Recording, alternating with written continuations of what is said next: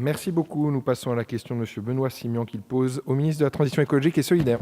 Merci Monsieur le Président, mes chers collègues, Monsieur le Ministre. Ma question porte sur la situation de l'immeuble Le Signal, situé sur la commune de Soulac-sur-Mer en Gironde.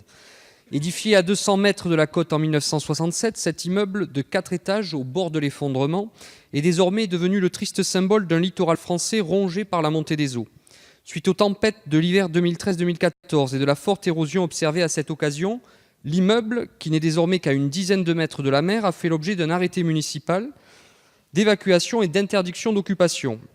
Face au risque d'effondrement, ces 75 propriétaires ont été contraints d'évacuer les lieux. Après plusieurs recours, ces derniers ont décidé de saisir le Conseil d'État afin d'établir si le cas de cet immeuble menacé par l'érosion sur une côte dunaire est éligible à l'indemnisation du Fonds de prévention des risques naturels majeurs, dit Fonds Barnier.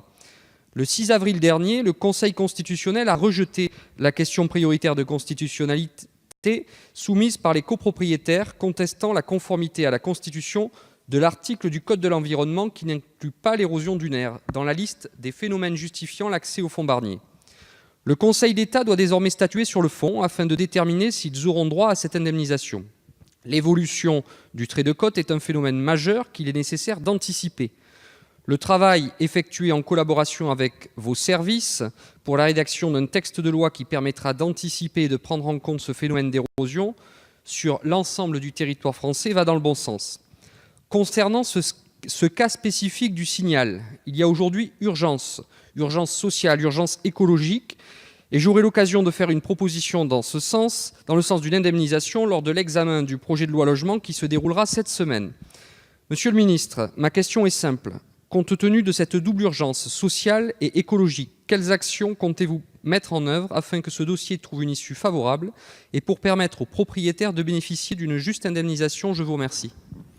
Merci beaucoup, monsieur le député. La parole est au secrétaire d'État auprès du ministre d'État, ministre de la Transition écologique et solidaire. Merci, monsieur le président. Mesdames, messieurs les députés, monsieur le député Benoît Simian, vous avez raison déjà de rappeler le contexte global climatique sur le recul du trait de côte qui affecte aujourd'hui plus de 20% de nos littoraux. C'est un phénomène naturel de plus en plus prégnant et qui s'impose bien évidemment à nous tous en France métropolitaine, comme d'ailleurs, bien évidemment, en Outre-mer.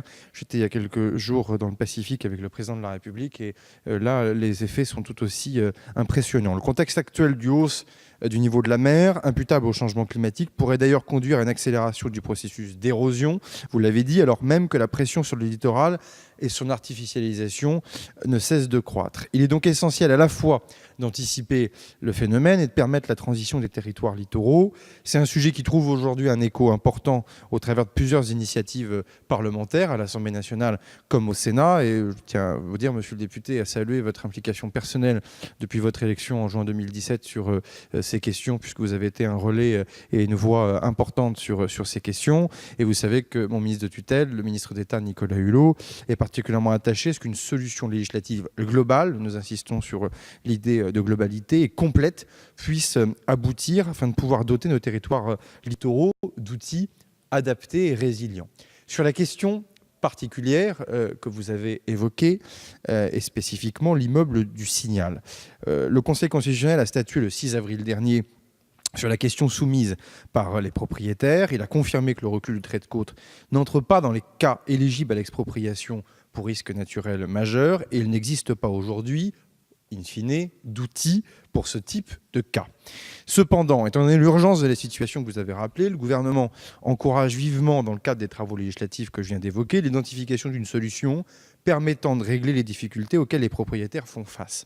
Il est inconcevable pour nous, comme pour vous, de laisser la situation se dégrader avec le risque naturel que l'immeuble s'effondre. Aussi, Brune Poirson, ma collègue secrétaire d'État, et comme vous le savez, très engagée aussi et à votre écoute sur ces sujets, vous a déjà reçu et je crois qu'elle vous recevra de nouveau prochainement, ainsi que l'ensemble des acteurs engagés sur cette question, pour voir comment avancer collectivement et proposer une solution globale sur ce dossier particulier, mais également l'ensemble des cas qui pourraient survenir à l'avenir. Votre préfet, bien évidemment, préfet de région et préfet de département Gironde, reste reste entièrement mobilisé sur ce dossier sensible et je sais qu'il est en contact régulier avec nos services et avec le cabinet de la ministre Poirson. Voilà, monsieur le député, ce que je pouvais vous dire en quelques mots ce matin sur ce dossier qui va encore occuper le Parlement, je pense, dans les jours qui viendront. Merci beaucoup, monsieur le ministre. Monsieur Simion, vous avez la parole. Monsieur le ministre, je vous remercie pour votre réponse et je me réjouis de vos propositions de solutions amiables que j'espère nous trouverons avec vos services. Et je réitère cette double urgence sociale compte tenu de la détresse des familles pour de nombreux retraités qui ont mis leurs économies sur ces logements ou également des familles en activité. L'urgence écologique parce qu'on parle là d'un bâtiment amianté et ça serait une vraie catastrophe écologique pour cette station balnéaire avec des répercussions économiques non négligeables. Donc vraiment, j'attire l'attention, il faut que nous trouvions une solution avant l'hiver prochain. Je vous remercie, monsieur le ministre. Merci beaucoup.